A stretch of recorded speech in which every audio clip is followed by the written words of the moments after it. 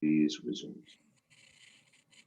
All right, ladies and gentlemen, welcome to today's session number 3 for the 2020 virtual winter meeting. My name is Richard Price, and I'm. And you're frozen. Oh, Richard. I'll give him another We're second. Talking, oh, there he is. and Go ahead, Richard, you're back. Richard, we lost you a bit there. oh man, see, now again, I get the sign that says your internet connection is unstable. I'm not unstable, the internet connection's unstable. Please understand that. Oh, don't take So it we're personally. having solar flares and an aurora borealis coming here. So please keep yourself muted unless you're a panelist or a moderator. So to let them talk without interruption. Please feel free to keep your camera on or keep your camera off. That's completely up to you. Please use the chat function for questions or for comments, especially if you can't hear me. That's because I've frozen. It would be helpful to know that. Otherwise, I'm going to now turn the presentation or the session over to our chair and vice chair of MTAP, Don Chartok with Washington State DOT, and Jennifer DeBrule of Virginia DRPT. Welcome, everyone, and it's great to see you. You probably heard a lot of our chat. I'm just getting going here this morning. We're going to go pretty quick on this introduction. We want to make sure first we introduce and thank our sponsors. We can't do these programming without the help of the sponsors. So thank you very much to both Panther International and Route Match by Uber. It's going to be really great, crowded, busy day today. And so with that, I am just going to turn over to Jen to say hello and get us going. Hey, good morning from beautiful but chilly Virginia. We do have a full day ahead of us with starting off with a session this morning on the role of states in transit agency procurement and technology, an MTAP meeting, and then another session this afternoon, which by the time we'll get to that, it'll be dark outside my window here on the East Coast. So glad everybody took a few minutes to join us this morning, and hopefully you'll stick around through the course of the day. We've got great content. So it's my great privilege to introduce our moderator for this morning's session, Daisy Wall. Daisy is responsible for revenue-related activities for continuing the adoption and growth of Route Match's technologies. She works with transit agencies and industry leaders to evangelize purpose-driven mobility approaches and their social impact on communities. During her 9 years at Route Match, Daisy has also helped to launch consumer tablets into public transit, which I know we have with some of our agencies here in Virginia, and to grow recurring revenue through promoting new rider-facing innovations in transit. So we're really grateful to have Daisy with us to moderate the session this morning.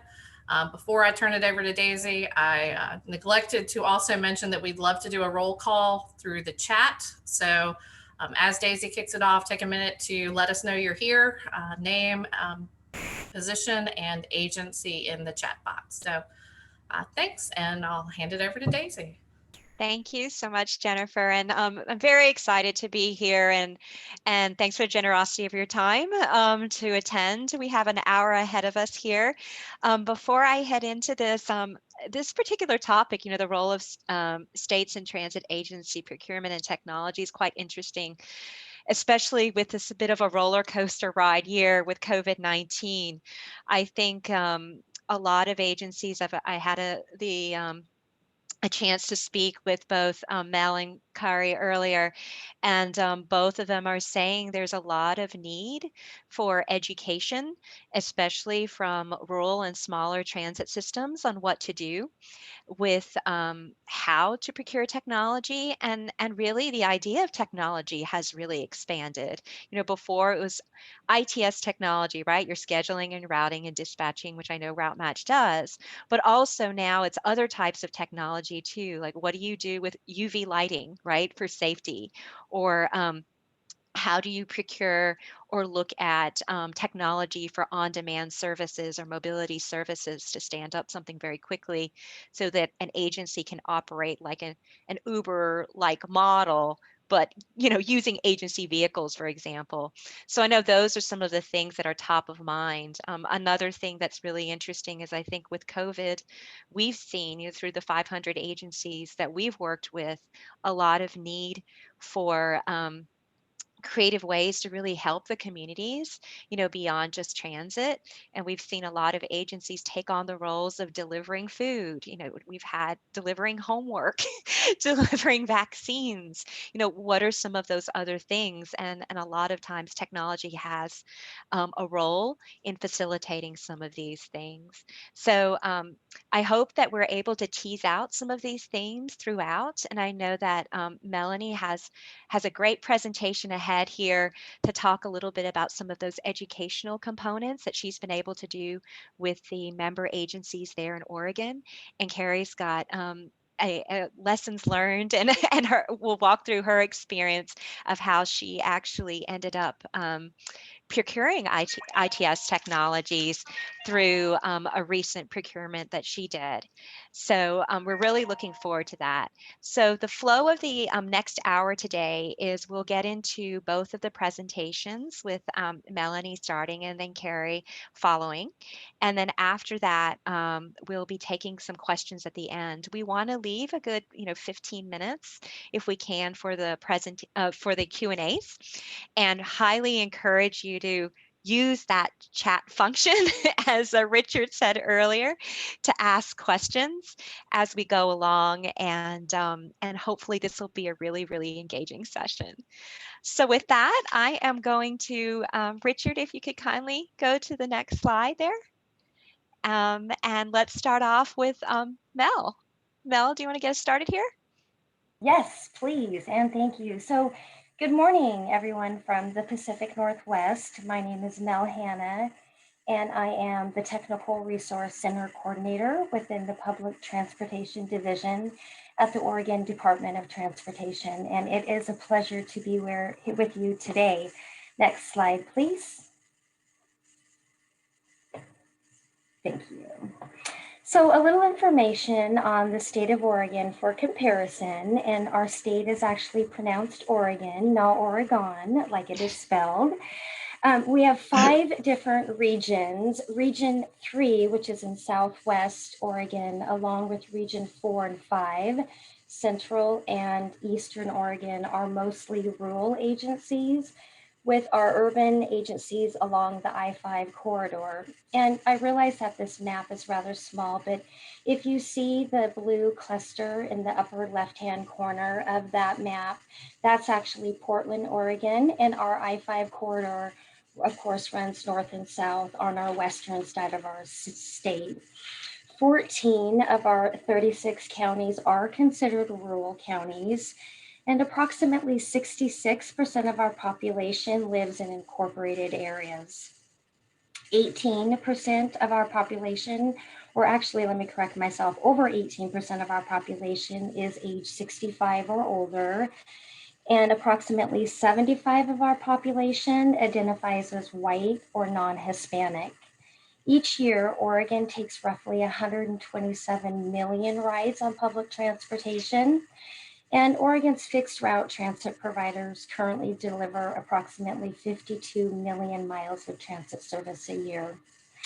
Also, on average, it rains in our state 156 days out of the year, and Oregon's flag is the only flag in the only state flag in the United States that has a different design on each side. Next slide, please. Thank you. So a brief overview of our Technical Resource Center, and that is what I coordinate. In 2017, Oregon Legislature authorized funding to assist public transportation service providers in rural areas, with the primary focus given to to training, transportation planning, and information technology. And this funding allowed public transportation to design and implement the Technical Resource Center. And the tools and the resources offered through the center are guided by our Oregon Public Transportation Plan. This plan provides a statewide vision for our public transportation system, and it also provides a policy foundation to assist agencies in decision making. Next slide, please. One of the first projects that we worked on was the Transit Tech pilot, and two key initiatives from the Oregon Transportation Plan were incorporated as the focus area of the pilot: regional and intercity service connectivity, and the second initiative of public transportation technology adoption. Organizational assessments were conducted on all pilot agencies, and an organizational assessment in the context of this pilot equates to consultants traveling to a public transportation agency, spending a few days gaining practical knowledge of the organization by interviewing, interacting, and observing multiple staff members from dispatch to maintenance crew to management. And these assessments helped us to identify opportunities for shared solutions, joint coordination of joint efforts, capacity building, and procurement education. And the assessments also played a role in the OPTP, that is our plan, work program implementation project. Several key findings and recommendations generated as a result of the pilot. And some of those key findings are that the desire for in-vehicle technology is high, but the capacity to implement, operate, and maintain the technology is uncertain. And also understanding the total cost of ownership and return on investment of technology is elusive. And also staff turnover can present a significant barrier to the adoption and maintenance of technology. A few key of the recommendations that came out of the pilot were that all projects involving in-vehicle hardware include sufficient detailed project plans and budgets in their grant request in order to demonstrate an understanding of all of the aspects involved in a successful implementation.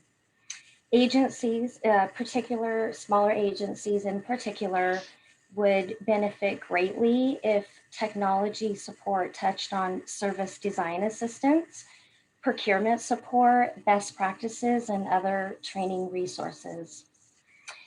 It was recommended to expand all organizational assessments to all interested agencies, invest in long-term coordination, and to also explore a managed service provider model for technology support.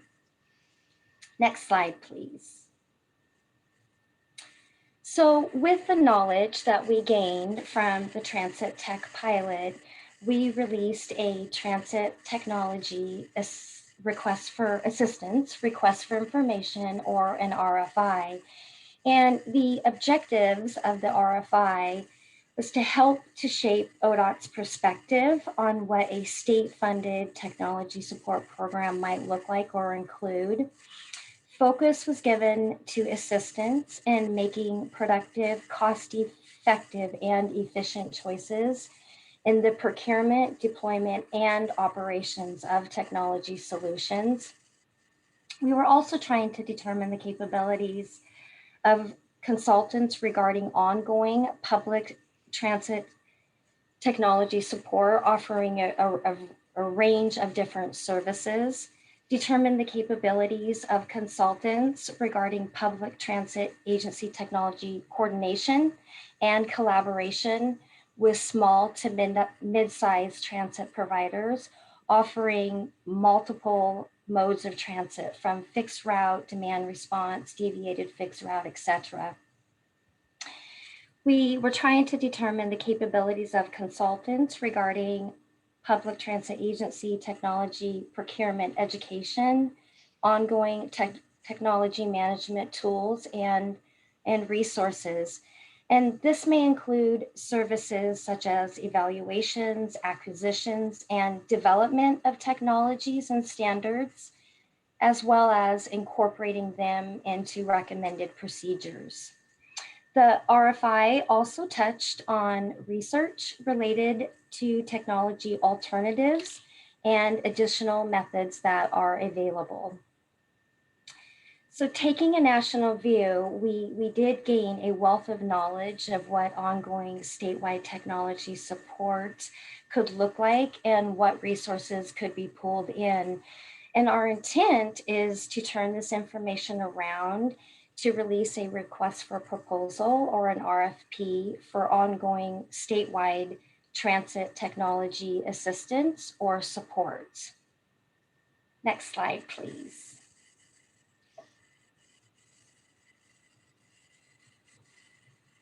Thank you. Federal Transit Administrative Grant funding. Oregon recently received 2 FTA grants, which I will provide a snapshot.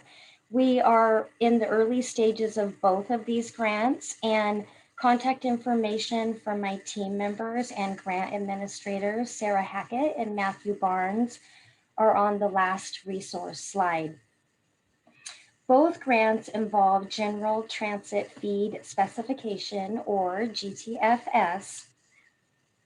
The first grant is the Mobility for All pilot program, which ODOT received funding to develop extensions to GTFS and GTFS data formats, including rider eligibility, service capability, and eligible trip purpose.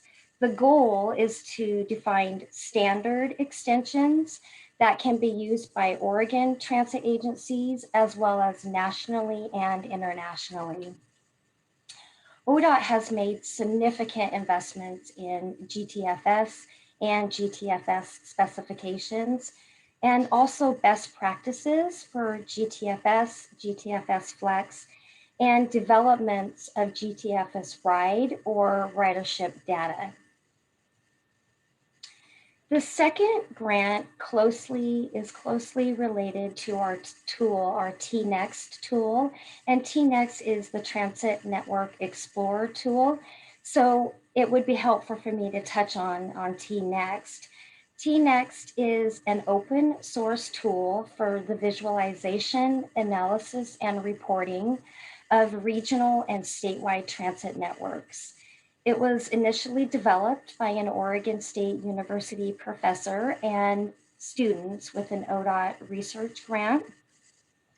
TNext provides a wide variety of data products for the statewide fixed route network based on GTFS feeds and US Census data. It allows planners to see relationships between employment, and the fixed route transit. TNext includes demographic data, including the number of employees and job, and also demographic data on race, language proficiency, and income. It includes multiple layer reporting as well as providing connectivity information. And the image on the right side of the slide is just a little short snippet of Oregon transit agencies, and that's actually from TNext. So I'm going to go into the second grant. The second grant is the Accelerating Innovative Mobility Grant, or the AIM grant.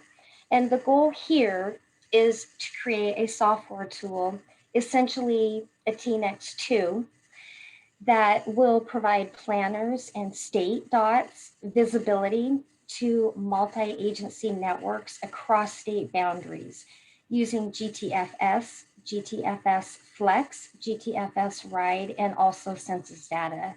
And this will allow a much more current view of the transit system.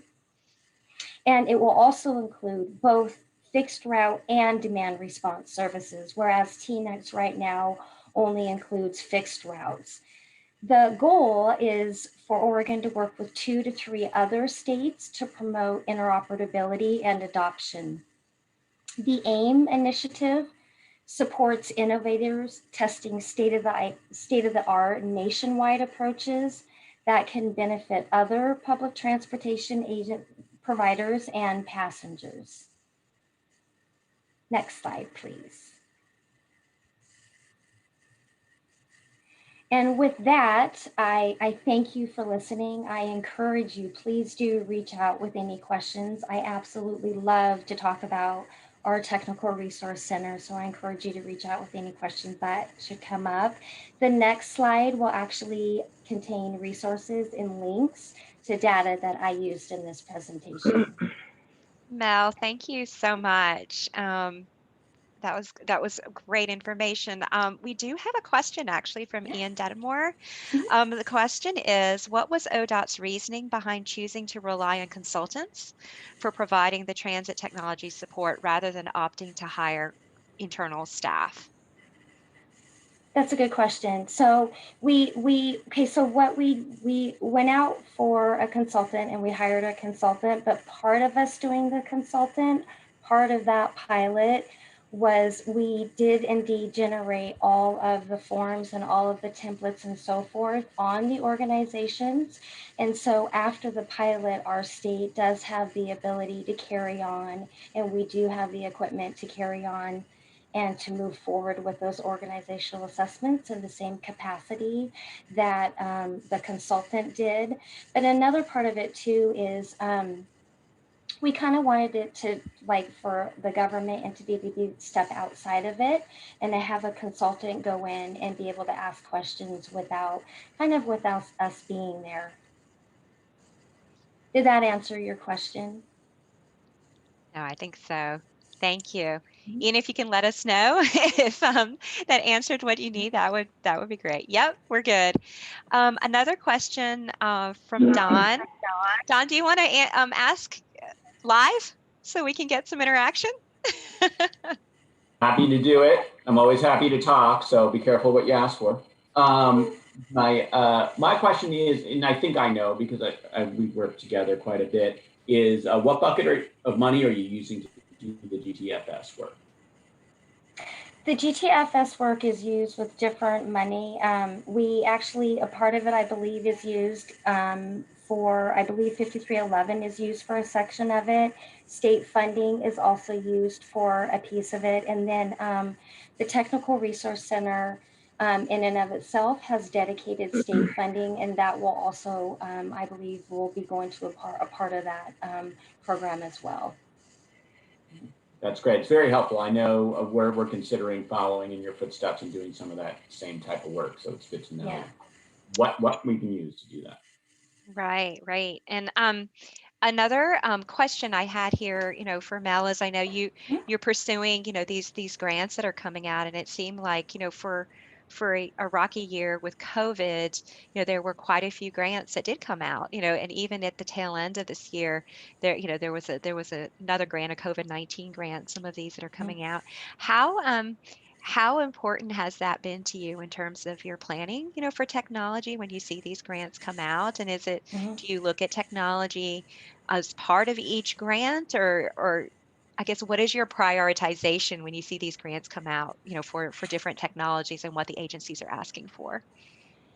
Good question, and I'm going to answer it, and let me know if I don't answer it completely. So a part of the Transit Tech pilot was in the original stages of the pilot.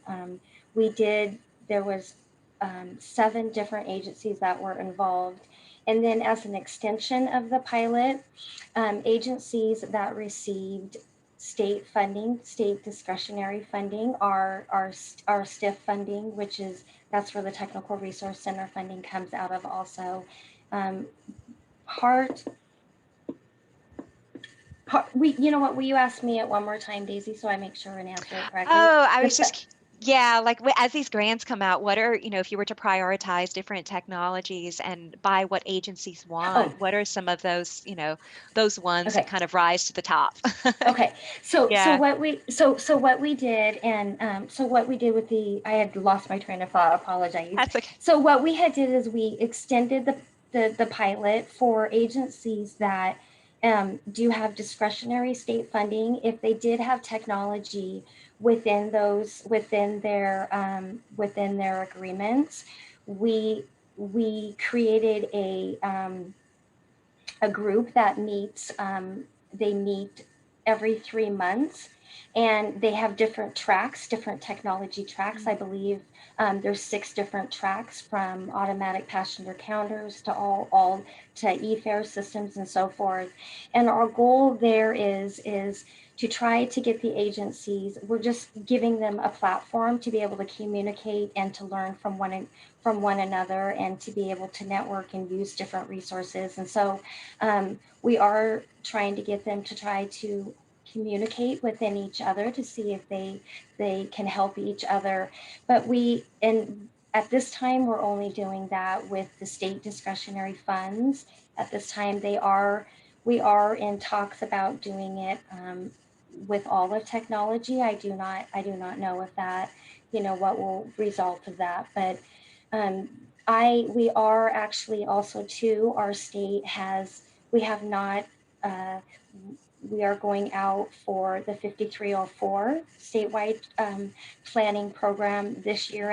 It has not been offered to our agencies in a few years. And so it is highly anticipated for our agencies. And we do anticipate a lot of technology may be pulled into those applications. Great. Thanks so much, Mel. Any other questions? Feel free to add them to the chat. If not, what we can do is we'll head into Carrie's presentation and we'll leave some time at the end. But Mel, there were definitely a couple of themes that came out that you had talked about there. How to manage staff turnover and adoption, right, was quite interesting. I think that's probably something we're all facing. A lot of agencies are facing, and DOTs are facing as well, how to manage that, and the concern over operating budgets, right, and funds. Is another theme. So we'll hold those to the end, but would love some feedback, not just from you, but maybe for the entire group, in terms of mind share and brain power, to see what are maybe some other states doing to help tackle some of those areas when it comes to procurement. Thanks, Stacey. Great. Thank you so much, Mel. So that being said, we're moving on to Carrie Roos from Nebraska DOT. And Carrie, are you ready to go? I am, if you can hear me. Yes, loud and clear. Very good. Thank you so much. Okay. Thank you. Hello, everyone. Thanks for joining us this morning. I am Carrie Roos. I'm the transit manager at the Nebraska Department of Transportation. And next slide, and we'll start the presentation. So earlier this year, NDOT embarked on a transit technology RFQ process. And the objective of the project is to release a request for qualifications to pre-qualify multiple software vendors to provide transit technology solutions to agencies in Nebraska, specifically our 5311 rural agencies. Next slide. So it was never our intention for NDOT to enter into a statewide contract with a vendor or multiple vendors. Our role was to go through the very cumbersome and complicated process of procuring vendors to ensure that compliance with all of the state and federal regulations. We all know, again, how complicated procurement can be, and it's simply beyond the capacity of our rural agencies to go through that process. And then we provide technical assistance to the agencies as they make their selections of their technology vendor, and we assist them through the contracting process. Next slide. So we had some lessons learned from a previous technology project. About 10 years ago, NDOT did release an RFP, and we did enter into a statewide contract with a vendor. So from that experience, we knew that we had to manage the expectations of the agencies, right? That technology is a tool. It's not magic. It's not somebody sprinkling fairy dust on your computer and all of your problems are solved. It's just another tool that they can use. So to that end, we had to educate and engage all of the end users, including the managers, the dispatchers, and the drivers. We recognize that one size technology solution does not necessarily fit all. So the technology that might work for our largest agency that has 35 vehicles and peak hours of service might not be a good fit for an agency that only has 2 or 3 vehicles. And by giving the agencies options to select their own vendor, we ensured that the agencies and the manager had buy-in. Instead of a top-down situation where the state was telling them who they need to contract with and what technology to use, we gave them the opportunity to make that selection for themselves and get that buy-in. Next slide. So our first steps were to hire a consultant team because, again, the procurement process can be very complicated, and I, and certainly nobody at NDOT, has the knowledge or expertise of the type of technology that's out there to be able to write that RFQ. So I and our consultant team then worked with the NDOT procurement team to write and release the RFQ. That process took approximately 6 months, and I lost track of the number of meetings that we had with our NDOT procurement people to get through that process. We then received, reviewed, and pre-approved 9 software vendors. And later in the process, one of those software vendors did opt out, so we ended up now with 8 software vendors that are pre-approved or pre-qualified. Next slide.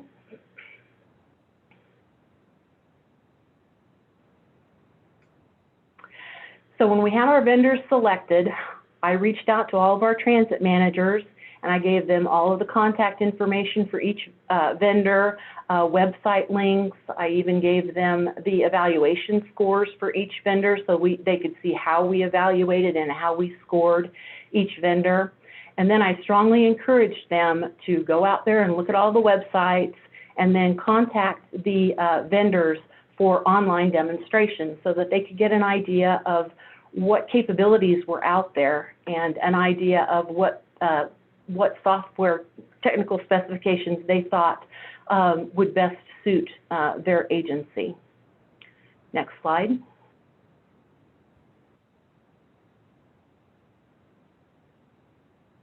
Then we hosted a technology fair. And of course, by August of 2020, with COVID-19, the technology fair was an option to participate both in person and virtually. And we had 2 of the vendors that were in travel restricted status, so they attended virtually. And about 50% of the agencies attended virtually, and the other 50% attended in person. And the technology fair gave the vendors an opportunity to further demonstrate the capabilities of their software. There were multiple Q&A sessions. The agencies were able to meet one-on-one with the vendors, and then perhaps most importantly, the managers were able to network with each other and compare notes. Next slide. So we have managed the process very closely, and by we I mean NDOT, myself, and our consultant team. So early on, I told the vendors that any email communication between them and the agency, I had to be CC'd on all of the emails so we could kind of control who was talking to whom. And thanks. We also review and approve all price quotes because we want to make sure that the quotes that the vendor is quoting the agency matches what they submitted in their proposal in the RFQ. Once the agency has made the selection, they've decided on a software vendor, then we coordinate a series of conference calls between the agency and the vendor because we want to make sure that the agency is getting what they expect that they need, and that at that time we can talk about timelines, training, go live dates. The next step is for us, the consultant team and I, to review and approve all contracts. Again, we want to ensure that the contracts meet the terms and conditions of the RFQ and all federal and state regulations, and that takes the burden off of that agency. And we provide ongoing technical assistance. If the agencies have questions, we're kind of the go-between between that vendor and that agency. Next slide. So we did encounter some barriers, as you can imagine. The first question from the agencies was, who's paying for this? So we are using our CARES Act money to reimburse 100% of the startup costs. And depending on the number of vehicles and the number of users, that can be a fairly substantial cost. So we are covering that 100%. When our CARES Act money is gone, we will be able to continue 90% reimbursement using a combination of our Section 5311 funds and state funds. We also have heard, we're too small. We don't need that fancy stuff. We don't need fancy technology. We're fine with our pen and paper.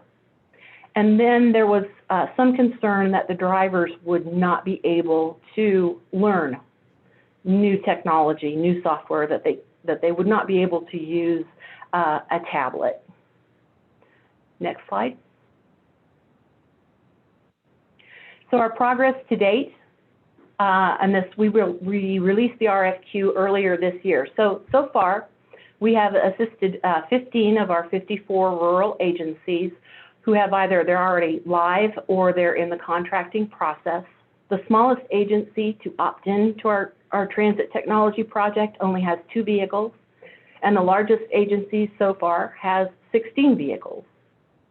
And of the 8 software vendors that were pre-qualified, 4 of them have either contracted with agencies or are in the process. Next slide. So this project is growing by word of mouth. That's been our most effective marketing tool. For example, shortly after one of the agencies went live, the rural drivers gathered together for the annual rodeo. And the drivers that were using the software started talking to other drivers that didn't have the technology, and they started really talking about how easy it was to use and very easy to learn, and you really need this software. So then those drivers went to their managers and said, when are we getting this software that has apparently really helped these other agencies with data collection and scheduling, et cetera. So, next slide. So with that, I'll take any questions you might have for me or Mel. Awesome. Don't forget to use the chat, or feel free to even pop on video and ask a question live if you'd like as well. I know one of the questions that Carrie, for you is, you chose, there's different ways to approach more of a kind of a statewide procurement, and you chose that multi-vendor approach. What were before you went with that approach, what were some of the things that went in your mind when you compared the pros and cons? And I know one of them, you said you wanted to make sure, instead of a top-down, the bottoms-up approach, and making sure that the agencies were bought in. Were there other ones that you took into consideration? Well, first of all, I would say that this is not my original idea. Other states yes. have gone through this process, and in talking to other, transit managers from other states, this is how this all started. Even the idea of the technology fair was something that I got from the South Carolina DOT. So again, it really is a question of buy-in. I know our transit managers, and I just did not think that we would get the buy-in that we needed if it was a top-down approach. When I started in this position in 2013, the managers were very vehemently against technology. Had very negative viewpoints, but over the years that's changed, and as they've been able to go to the various conferences and talk to the different vendors, I would say in the past 2 years there was really heightened interest in a technology solution. So that's the road we went down. Great, thank you. And I have a couple questions for you here too. Was there any pushback from the vendors about sharing their scores? No. Great. And then another question was, are all the vendors deploying proprietary products or some of them using open source ones? Some of them do have open source capabilities. That was addressed during the RFQ process and the vendor evaluations. You know, one of the problems that we know that we will have is that when we want to engage more in regional coordination and coordinating services between the different agencies, we know that there's going to be an issue with making that connection between the software vendors. And then, you know, in one of your previous slides, one of the things that popped out, and I know that, and I'm going by this because I know the last FTA grant that came out, that COVID-19 grant, there was a specific section there on mobile payments and contactless payments. Was there interest in that area, Carrie, given, you know, because your agency membership there are they're smaller vehicles and, you know, they tend to be a little smaller. Yes, absolutely. There was interest with some of the agencies with the ability to use a credit card basically, or a fare card, so that it was a contactless transaction. And for other agencies, it was not a priority. So there again, giving them different options gave them an opportunity to prioritize what they thought would work best for their agencies. Some agencies were interested, for example, in having the ability for their passengers to book trips online. And other agencies said, our riders are not going to book, they're not going to use an app to book online. So they were able to kind of mix and match and pick and choose the ones that they thought would be most appropriate for them. And what would happen in the future if, let's say, an agency decided to add on something like that? How would you manage, or how are you planning to manage the process if people had, you know, agencies have chosen and they're like, oh, you know what, I changed my mind. Now I do want contactless payments. Sure, we would help them. We would provide the technical assistance and again be that liaison between the vendor and the agency to make sure that they were getting what they were paying for. So Awesome. we anticipate that this is going to be, you know, a long process, not just a year, but, you know, a 5-year process to get agencies on board. And great, thank you. Thanks, Ian, for the questions there. Let's see. Mary Ann does have a question as well. Are you doing anything to facilitate cross-platform data transfer? no. You alluded to that a Not little at this bit. Not at this time. Great. Awesome. Baby steps. Great. Well, any others for Carrie specifically? If not, then we're going to kind of open up a little bit of some themes that came out of some of the things that Mel brought up and Carrie brought up, if that works. I'll give it a minute here to see if we get any other questions specific to Carrie. And again, feel free, don't be shy. You can always pop online and ask as well. You don't have to use the chat. Daisy, this is Mel. Would it be okay if I just took like 60 seconds or something to just touch on one other thing that the state of Oregon is doing to help with procurement? Absolutely.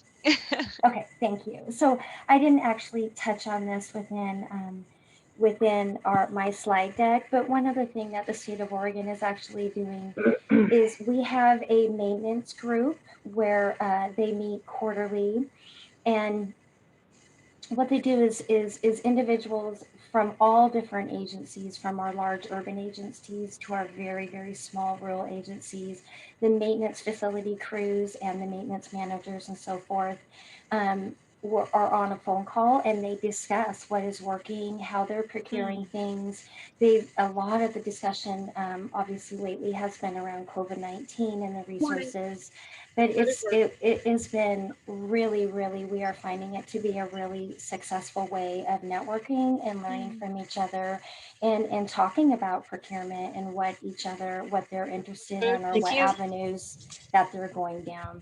So I just thought that that's just something that I didn't touch on, but I wanted to, because I believe it's successful. It's very beneficial for our state.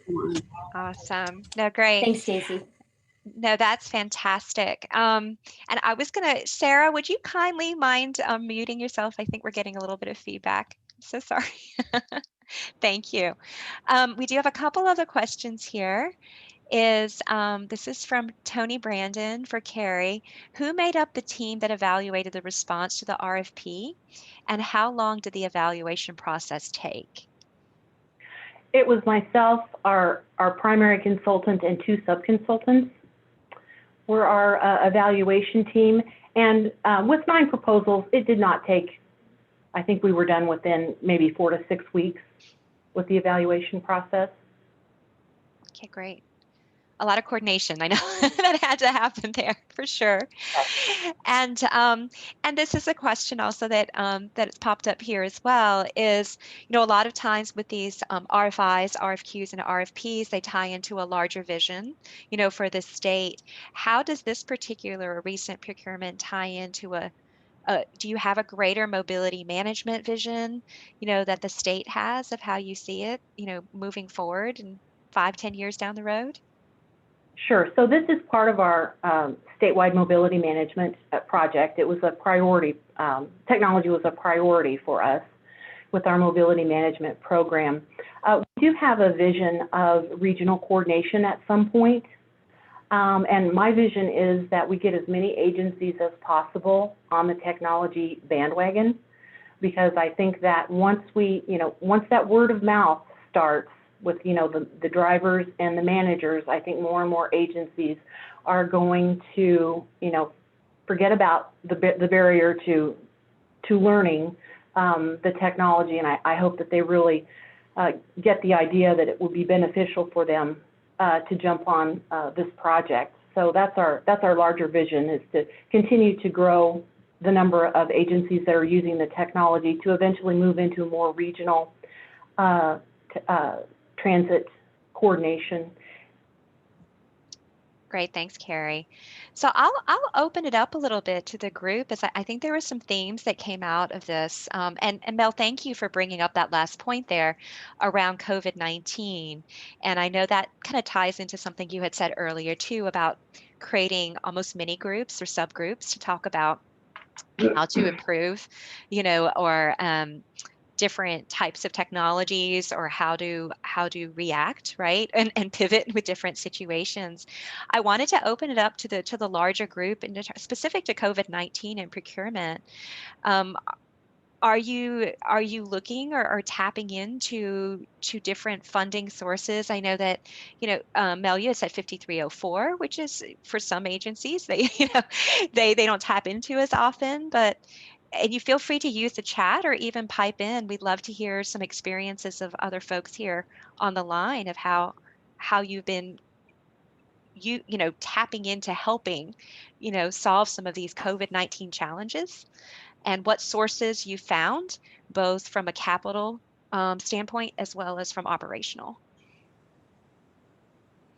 So I'll go ahead and chime in on that one. And so one of the things that we're doing right now, and we haven't 100% committed to this, but we're putting it out there as a technical assistance option, and therefore using our RTAP funds to help us do this work. And so we're very shortly going to be putting it out as actually, I think, as a grant solicitation rather than even as a contracting solicitation, and saying we're interested in helping our rural providers throughout the state improve their technology. Submit your grants to us about how you would do this. And so it may be GTFS, it may be some other things, and that we can then use some of that money to help our rural systems. You know, one of the other things I'll quickly chime in on, I've also seen that pretty quick transition from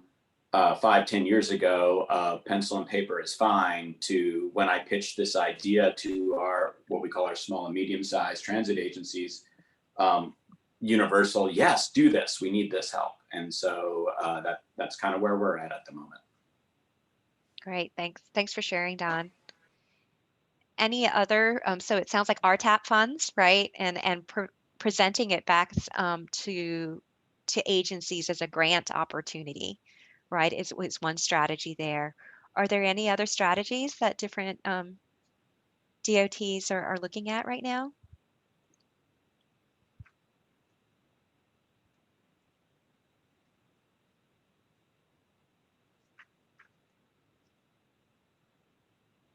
I may call on some folks here.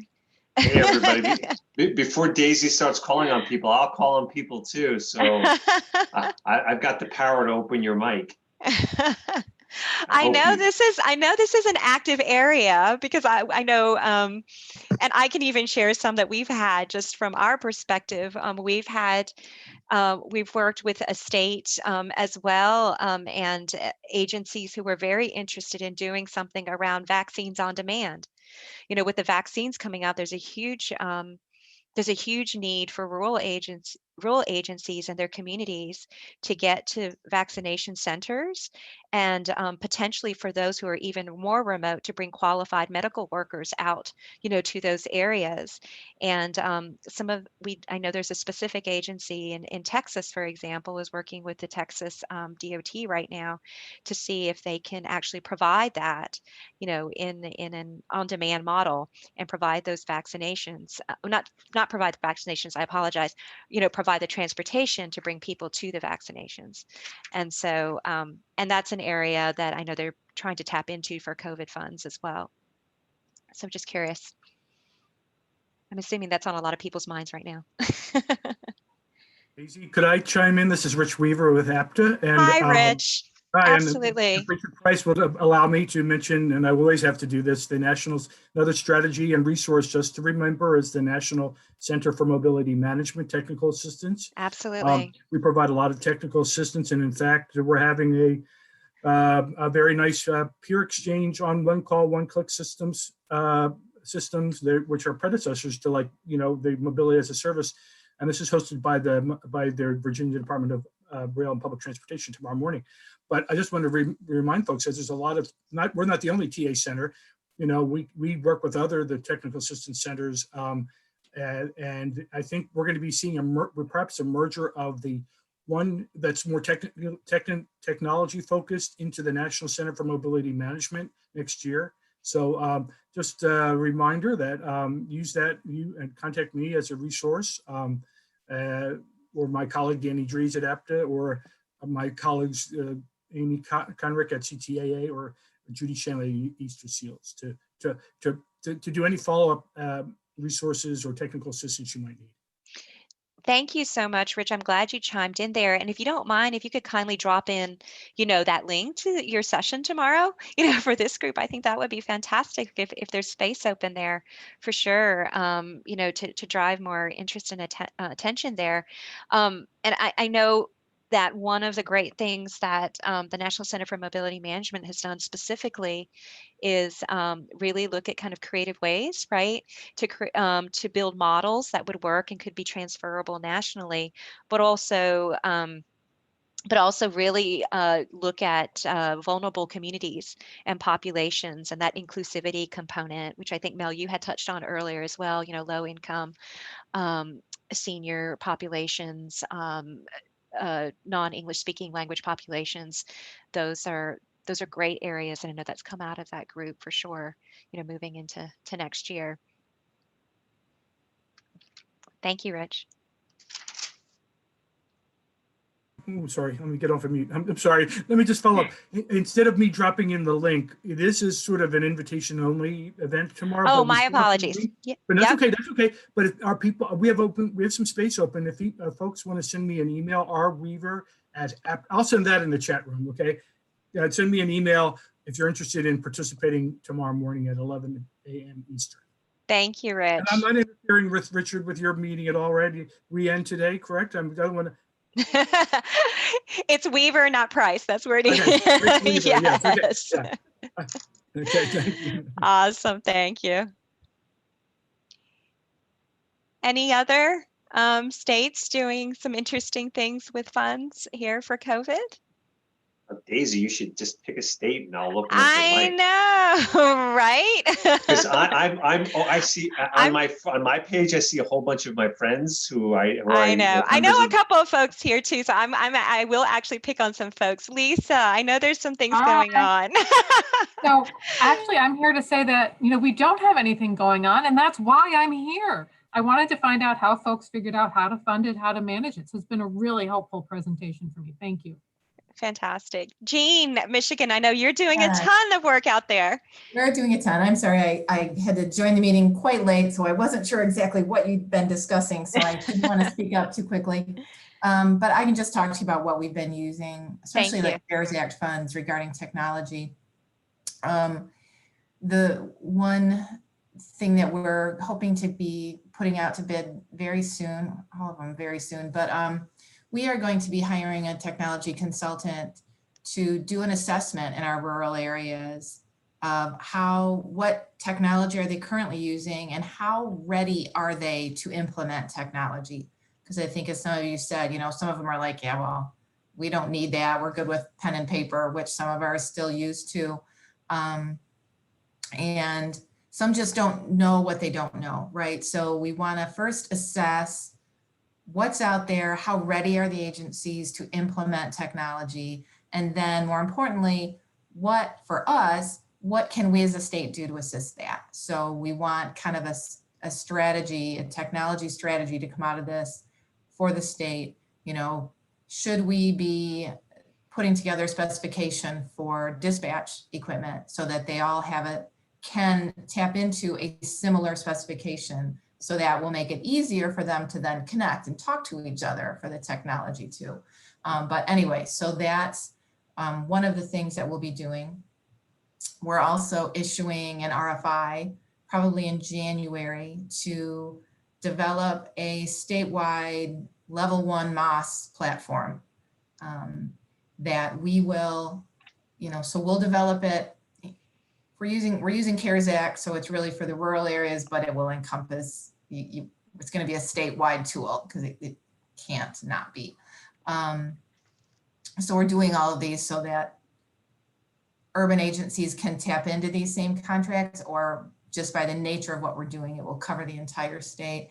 But the idea behind that is so, we felt like with all the agencies being in such flux during when COVID especially first started, and some services still running and some not, and some agencies closing down altogether and going, cashless, that it would have helped tremendously if there was one place that anybody could go to and say, okay, I need to know about this county or that city, what's available there, what has changed, what are the emergency notifications.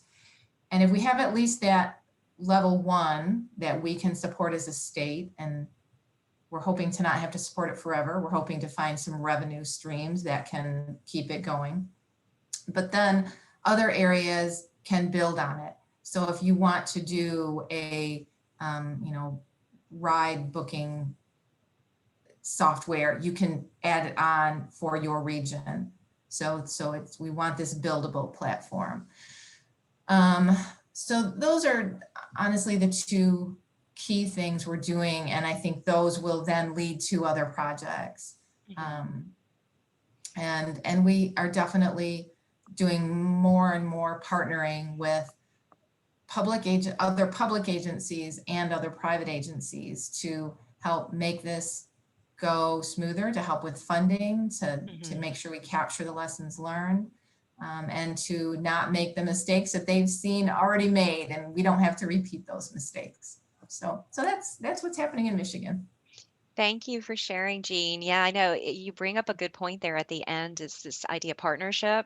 I think Yeah. we're seeing a lot more, and I think it's being encouraged too, I think at the federal level as well as more public-private partnerships, but also really these cross partnerships with like Department of Health and Human Services and, other, HUD and other kind of organizations to bring together kind of a more holistic, approach. Yeah, definitely. Yeah, and the theme I think if you even see like complete trips and all of that like centered around the rider experience Yeah. and how transforming that rider experience and communities I think seems to be really top of mind I think for Yeah, and we're kind of lucky here. There is a newly formed office, Office of Future Mobility and Electrification, and we already had were sort of previously known as Planet M. For those of you who were familiar with Planet M, that moniker is going away. It's a new governor, right?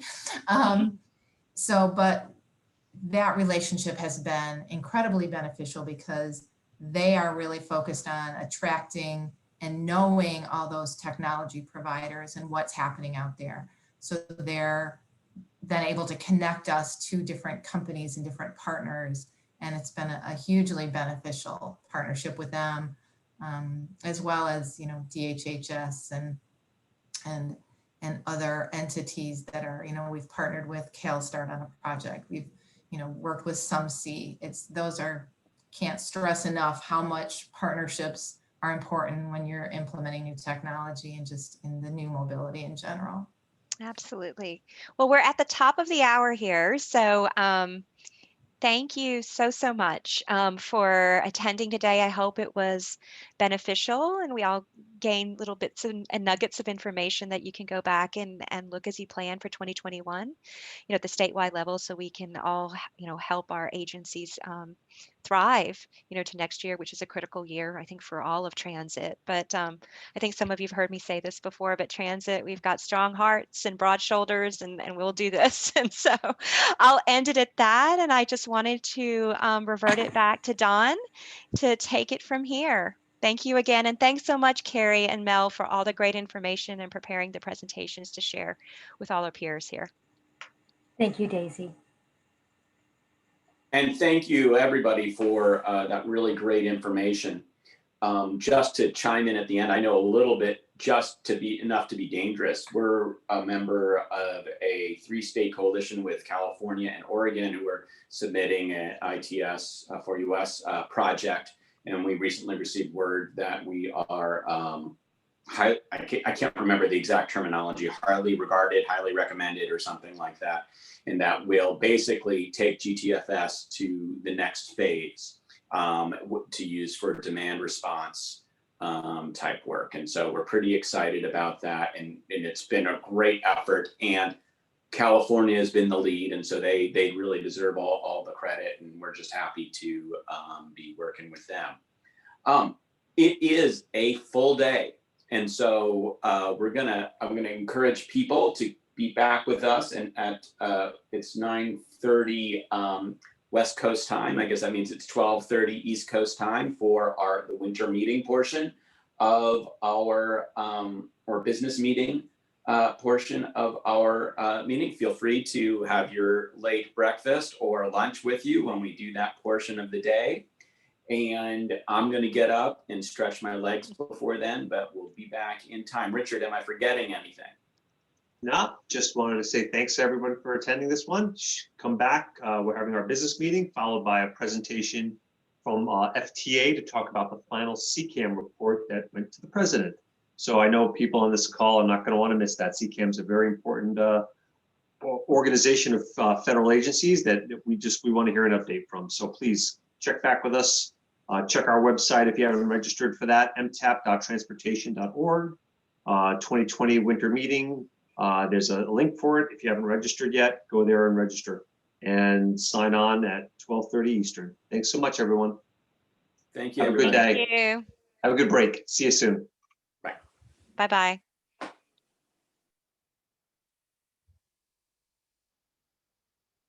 Thank you, Rich. Bye. Thank you. Thank you, Daisy.